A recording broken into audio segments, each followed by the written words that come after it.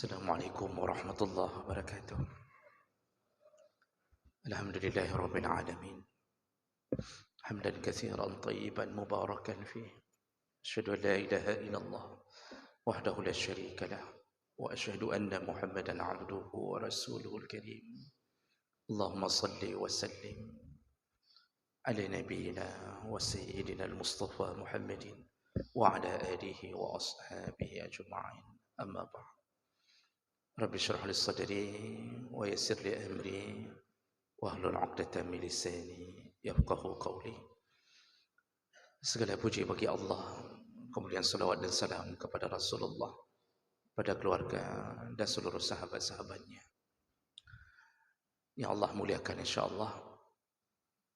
Bapak-bapak dan ibu-ibu serta guru-guru kami, dan khususan pada hari ini kita kedatangan tamu, yaitu Bapak Dandim yang telah menyempatkan waktu berhadir di tengah-tengah kita, dan semoga Allah Subhanahu wa taala melindungi, merahmati dan memberi pahala setiap langkah kita insyaallah. Bapak Ibu yang Allah muliakan, sebagaimana biasa kita akan membahas isi kitab At-Targhib wa Tarhib dari Imam Al-Munziri yang berisi tentang anjuran dan ancaman dalam ibadah. Kita masih membahas seputar perkara-perkara salat. Di pertemuan yang lalu kita sudah membahas di antara salah satu ancaman, yaitu orang-orang yang dalam salatnya menengadah atau melihat ke langit-langit. Tidak dibolehkan dalam kondisi makruh, terlarang salat dalam keadaan melihat ke langit-langit atau menengadah ke atas. Kata Rasulullah, kalau itu dilakukan secara terus-menerus, tidak berhenti, maka Allah akan cabut pandangannya. Allah akan butakan matanya. Kita sudah jelaskan di minggu yang lalu, buta mata bisa bermakna buta benaran atau bisa bermakna buta mata hatinya. Bagi mereka yang salat tapi pandangannya melihat ke atas. Ke atas tidak boleh, ke depan pun tidak boleh. Jadi pandangan mata kita itu disuruh melihat ke tempat sujud. Baik, kita lanjut. Berikutnya At-Tarhib minal iltifat fis salah. Ancaman berikutnya yaitu tentang menoleh di dalam salat. Jadi kalau minggu yang lalu tentang menengadah ke atas, hari ini kita akan lihat beberapa hadis Nabi yang melarang untuk menoleh di dalam salat.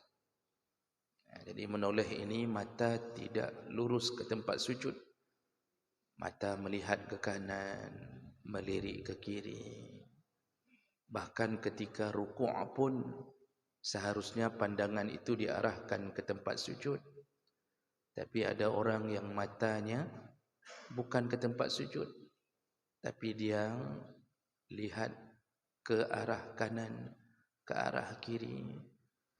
Bahkan sebenarnya pandangan kita tidak disuruh melihat ke arah kaki kita, apalagi ke kaki orang. Ke kaki kita saja itu tidak disuruh begitu, apalagi sampai melihat ke kaki orang. Karena kalau sudah melihat ke arah kaki orang, kaki kita itu akan merusak khusyuk. Apalagi kaki orang penuh dengan kurap, panu, kadas. Lalu kemudian kita lihat ke arah kaki kita, lebih parah lagi daripada kaki orang. Dan itu bisa menghilangkan khusyuk. Makanya pandangan itu ke tempat sujud. Sebelum saya lanjut dengan beberapa hadis, perlu kita tahu kenapa Nabi sampai melarang hal-hal detil begini. Karena amal pembuka kunci amal yang lain adalah salat. Kalau salat ini tidak benar, seluruh kebaikan kita yang lain tidak dianggap oleh Allah Subhanahu wa taala. Mau bersedekah triliunan rupiah, mau puasa Senin Kamis tiada henti, mau salat tahajud ratusan rakaat, tapi kalau salat wajib tidak diterima Allah, maka Allah abaikan semua amal yang lain.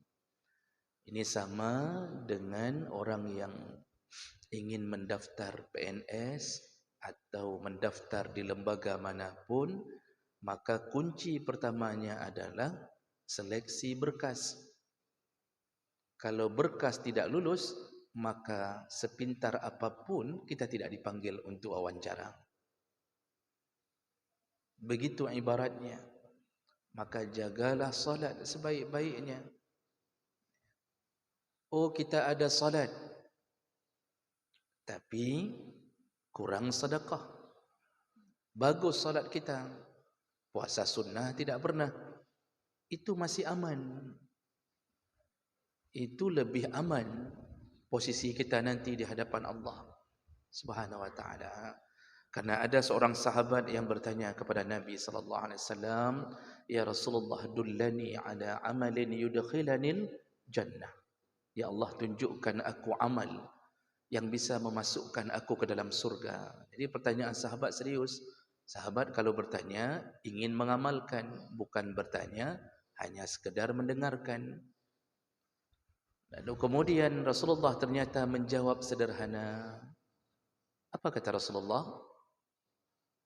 Aqimus salah, dirikanlah salat. Wasumu Ramadan, puasalah Ramadan. Lalu kemudian wa atuz zakah, bayarlah zakat. Wa atimmul hajjah, datangilah panggilan haji. Ini istata'ta ilaihi sabila, kalau engkau sudah mampu. Sudah, kata Nabi, itu engkau masuk surga. Sahabat ini heran, enggak ada yang lain ya Rasulullah? Amal lain enggak ada, itu aja. Apa kata Nabi? Ya, itu saja. Lalu apa kata sahabat ini? Baik, kalau begitu aku hanya melakukan yang ini saja. Aku tidak akan melakukan yang lain, kata sahabat itu. Ini hadis. Lalu dia pergi. Setelah dia pergi, Rasulullah mengikuti pandangan di balik kepergiannya, dan dia kemudian mengatakan ke sahabat yang lain, lihatlah orang itu, dia akan masuk surga dengan amalnya. Nah, jadi Bapak Ibu yang Allah muliakan, ini amal wajib nih yang perlu dijaga. Kita kadang-kadang salah kaprah, terlalu hebat beramal dengan amal sunnah yang wajib tidak dijaga. Kan banyak orang begitu, apalagi menjelang 2024, banyak kali amal sunnah yang dilakukan. Sedekah di mana-mana, semua di mana-mana. Tiba-tiba yang wajib enggak pernah. Nah, ini bermasalah ini orang. Nah, oleh karena itu, hadis-hadis dari Nabi menjaga tentang salat. Salah satunya adalah ancaman jangan menoleh-noleh di dalam salat. Jangan lihat kanan, jangan lihat kiri.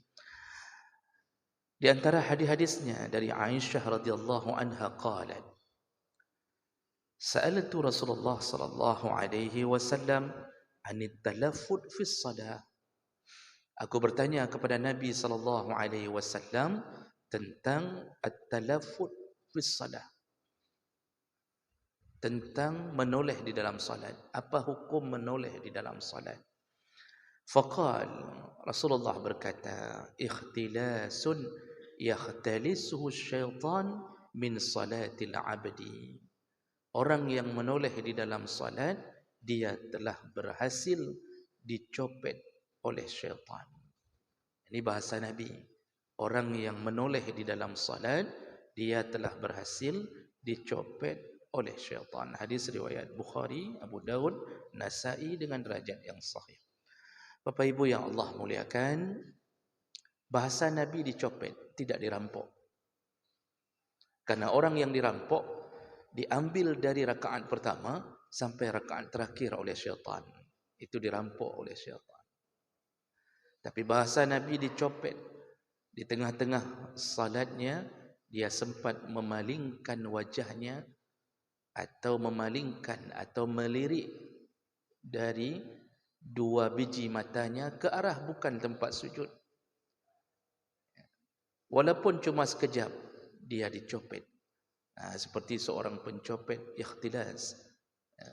Jadi bahasa Arab kalau dipakai ikhtilas, itu dicopet dengan cepat dan pemilik tidak tahu, itu ikhtilas. Kalau pencuri, itu disebut sariqah, yasriqu, itu mencuri. Itu dipersiapkan betul oleh pencuri. Jadi orang-orang yang menoleh di dalam salat, mereka telah berhasil dicopet oleh syaitan. Nah, ini sebenarnya Nabi ingin mengatakan buruknya perbuatan ini. Kenapa bisa-bisanya syaitan mencopet? Rencong kanan kiri, dompet hilang di tengah. Padahal imam begitu indahnya membaca. Suasana masjid nyaman, AC lengkap. Kok bisa dicopet? Apa efek dari dicopet itu? Mengurangi pahala salat. Artinya kita sudah mulai terbuai oleh syaitan sehingga mata kita melirik ke kanan atau ke kiri. Dalam hadis yang lain, Rasulullah sallallahu alaihi wasallam menyebutkan an Abi Hurairah radhiyallahu anhu qala awsani khalili bisalas. Abu Hurairah berkata, aku diwasiatkan oleh Nabi dengan 3 perkara. Wa nahani an salas. Lalu aku dilarang oleh Nabi untuk melakukan 3 perkara. Nah, ini kalau yang diwasiatkan oleh Nabi, itu disambung dalam hadis yang lain. Nabi mewasiatkan kepada Abu Hurairah, jangan pernah tinggalkan salat witir sebelum tidur. Jangan pernah tinggalkan salat duha, kata Rasulullah. Dan jangan pernah tinggalkan puasa 3 hari dalam sebulan. Ini yang diwasiatkan oleh Nabi. Kata Abu Hurairah, disambung dengan riwayat yang lain, kata Abu Hurairah, semenjak aku dengarkan wasiat itu, aku tidak pernah meninggalkannya sekalipun. Sekalipun. Maka Bapak Ibu, sebelum kita sambung, berusahalah mengamalkan yang diminta oleh Nabi. Karena kalau Nabi yang minta, jaminannya surga. Kita ini kalau diminta oleh seseorang untuk melakukan perintah seseorang, tidak ada jaminan. Gaji pun tidak bertambah. Ada bertambah gaji, kita diminta untuk masuk jam kantor sekian, pulang sekian, tidak boleh lewat sedikit pun jam 7 fingerprint. Bertambahkah gaji? Tidak. Udah 10 tahun gaji tetap 2.100.000. Potong BPJS 300. Tinggal 1.800.000. Anak menangis 2 kali, tinggal 1 juta. Tidak bertambah.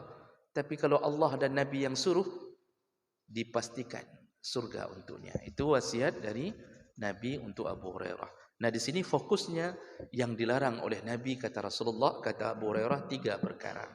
Aku dilarang untuk melakukan 3 perkara. Apa dia? Nahani an naqratin ka naqratid dik. Janganlah engkau salat. Aku dilarang untuk salat seperti salatnya ayam yang mematuk makanan. Naqrah. Makanya moncong ayam itu disebut minkar. Naqara yangkir, minkar, moncong ayam. Ayam kalau mematuk makanan, itu cepat sekali gerakannya, Pak. Cepat sekali. Itu tidak ada jeda itu. Dia langsung melakukannya secepatnya. Orang yang salat seperti ayam mematuk makanan, dipastikan salatnya tidak diterima Allah Subhanahu wa taala. Dipastikan. Jadi tidak usah berdalih membuat tarawih 7 menit 20 rakaat, lalu ketika diwawancara mengatakan ini supaya orang-orang yang malas pun salat. Kami membuat ini agar semua orang dalam Ramadan salat. Jadi memilih tempat kami supaya mereka pun tidak meninggalkan salat tarawih. Dibuat 7 menit 20 rakaat. Satu rakaat pun tidak diterima Allah SWT. Dipastikan. Kenapa? Kehilangan rukun salat, iaitu tumak ninah. Jadi harus ulang itu salat. Wajib ulang, tidak diterima Allah. Jadi jangan coba-coba salat dalam keadaan seperti ayam mematuk makanan. Kemudian nasihat Nabi yang kedua, kata Abu Hurairah, wa iqa'il kalb. Aku dilarang untuk salat seperti salatnya iqa' kalb, duduknya anjing. Jadi anjing tu kalau sudah duduk, itu kan yang depan Pak, yang dua ini, itu kan lurus, langsung terhujam ke atas tanah, melantai ke tanah. Ini kan kalau anjing duduk begini. Kalau tidak percaya, coba tanya sama anjing. Mereka duduk bagaimana? Mereka duduknya begini. Coba perhatikan waktu anjing duduk begini duduknya. Nah, Rasulullah melarang salat seperti duduknya anjing. Posisinya kapan ini dilakukan? Ketika sujud. Tidak boleh sujud tangan kita, siku sampai ke tangan. Ini tidak boleh semuanya dihujamkan ke lantai. Tidak boleh diletakkan ke lantai. Makruh. Jangan salat seperti anjing, kata Rasulullah. Anjing enggak salat. Maksudnya seperti salat kita, seperti duduknya anjing. Makanya bagaimana salat itu? Itu diangkat. Kita disuruh angkat. Laki-laki dan perempuan sama. Cuma bedanya, yang laki disuruh buka. Ini yang laki disuruh buka. Jadi sujudnya begini.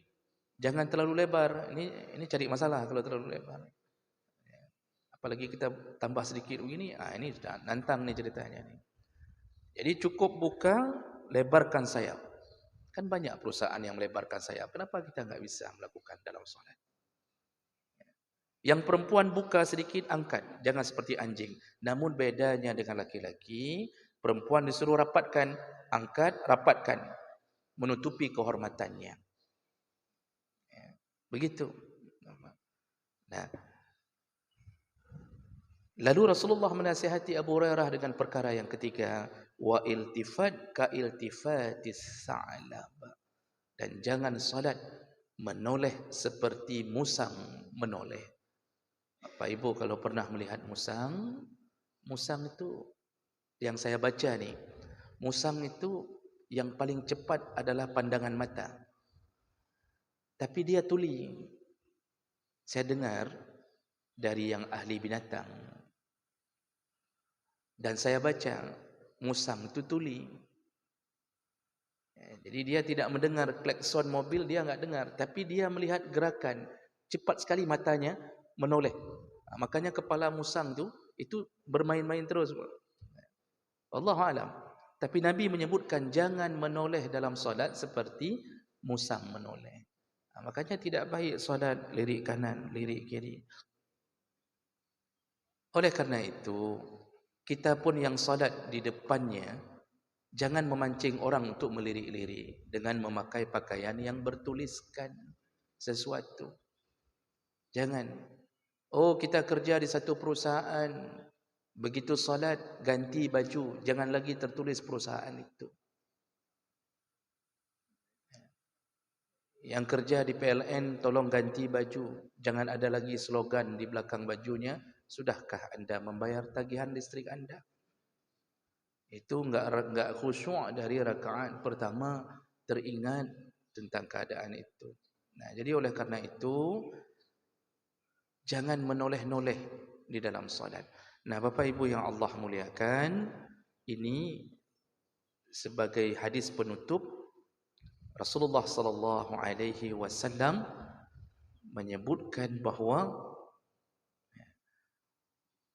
ketika seseorang salat, innal abda iza qama ila salat. Seseorang ketika sedang dalam keadaan salat, aqbalallahu alaihi biwajhihi. Jadi Allah memperhatikannya. Allah memperhatikannya. Fa iza iltafata, dan kalau dia sudah menoleh, qal, Lalu Allah berkata, ya ibna Adam, ila man taltafit. Allah akan berkata, engkau menoleh untuk melihat siapa? Engkau menoleh untuk mencari ridha siapa? Jadi Rasulullah mengatakan dulu dari hadis Jabir, ketika kita salat, Allah itu memandang kita. Allah memperhatikan kita. Nah, ketika kita menoleh, Allah bertanya, aku ada di depanmu. Kepada siapa engkau menoleh? Maksud Allah, adakah Tuhan lain yang engkau cari ridha? Kenapa engkau melihat-lihat ke arah lain? Padahal Allah lah pemberi kebahagiaan yang abadi. Nah, itu bahasa Nabi menggambarkan Allah tidak suka sama orang menoleh. Lalu Allah tanya lagi, ila man huwa khairun laka minni? Adakah yang lebih baik daripada pandanganku kepadamu? Maksudnya, kenapa engkau mencari tolehan kepada orang lain, kepada makhluk lain, kepada Tuhan yang lain? Kenapa engkau memalingkan wajahmu di saat aku sedang melihatmu? Adakah yang lebih baik dariku? Kata Allah, aqbil alayya, tetaplah jaga pandangan ke arahku. Fa iza iltafata as-saniya qala misla zalik. Kalau dia masih menoleh kali kedua, Allah Subhanahu wa taala masih mengatakan hal yang sama. Fa iza iltafata as-salisah, kalau dia menoleh di kali ketiga, sarafallahu tabaraka wa taala wajhahu anhu.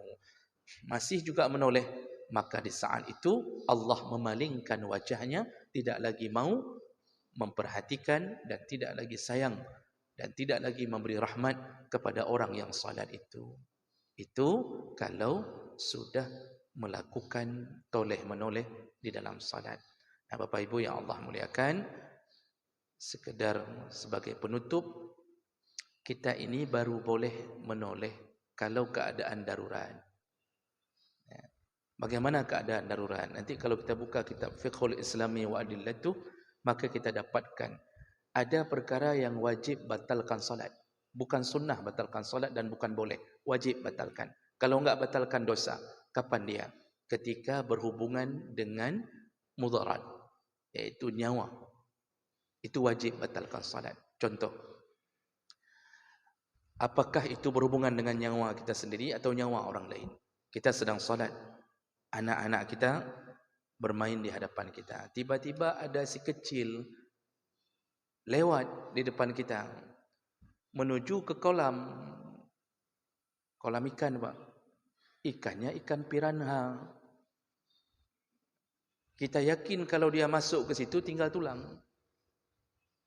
Kita sedang salat, berhubungan dengan nyawa anak kita. Di saat itu ketika kita yakin menuju ke sumur atau ke sana, maka wajib batalkan salat. Tidak boleh setelah anak kita masuk ke sumur baru kita batalkan. Tidak boleh. Berhubungan dengan hilangnya harta, yang kita kira-kira kalau hilang harta itu miskin tiba-tiba. Contoh kebakaran. Ketika sedang solat, tiba-tiba istri berteriak, "Bang, kebakaran." Di saat cerita kebakaran, yang kita tahu kalau terbakar habis, harta kita habis. Di saat itu wajib selamatkan harta. Solat bisa diulang. Jadi yang berhubungan dengan nyawa, yang berhubungan dengan kehilangan harta benda yang sangat banyak, maka batalkan solat. Nanti solat bisa diulang. Nanti ada perkara-perkara yang sunnah batalkan solat. Contoh, ketika melihat harta orang yang diambil. Ini sedang solat jamaah, Pak. Tiba-tiba kita melihat ada pencuri yang melangkahi kita untuk mengambil tas dari salah satu jamaah. Kita melihat. Jadi kita melirik. Begitu lirik, ada gerakan pencuri. Di saat itu disuruh batalkan salat, disunnahkan batalkan salat untuk menyelamatkan harta saudara kita. Jadi teriak pencuri, tangkap. Kita salat, tiba-tiba di parkir ada gerakan-gerakan pencurian Honda atau motor. Maka disuruh untuk batalkan salat dalam keadaan sunnah, menyelamatkan harta walaupun bukan motor kita. Walaupun bukan motor kita, walaupun bukan tas kita. Itu contoh yang nanti diajarkan di dalam fikih. Baik, ini materi kita hari ini, maka kesimpulannya adalah jangan menoleh di dalam solat.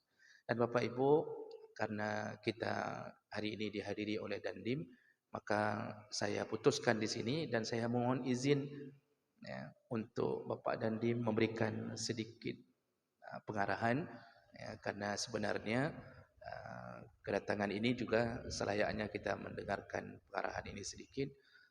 Dan saya cukupkan pengajian di sini mungkin 5 menit 7 menit. Bapak dan silakan, kami dengan segala hormat ya, mohon pengarahan dari Bapak dan Tim. Demikian dari saya untuk pagi hari ini. Subhanakallahumma bihamdik asyhadu an la ilaha illa anta astaghfiruka wa atubu ilaik. Wassalamualaikum warahmatullahi wabarakatuh.